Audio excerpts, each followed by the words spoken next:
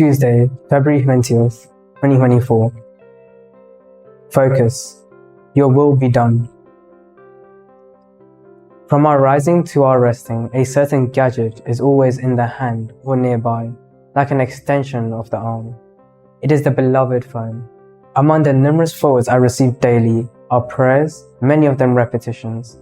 I spend much time deleting them. When you pray, do not heap up empty phrases. How apt this warning of Jesus sounds.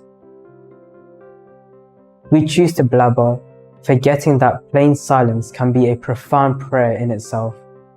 I look at him and he looks at me, is what a simple person once said. Jesus steps in and gives us the prayer above all others. It has everything.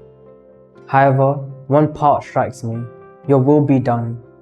Our world is in chaos, wars, famine, disasters, disarray within families. The list never ends. Where is the peace Jesus promised? No wonder many are troubled.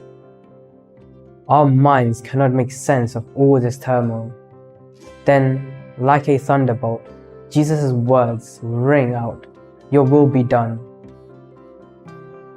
We will never understand this phrase in its entirety, yet we must accept it.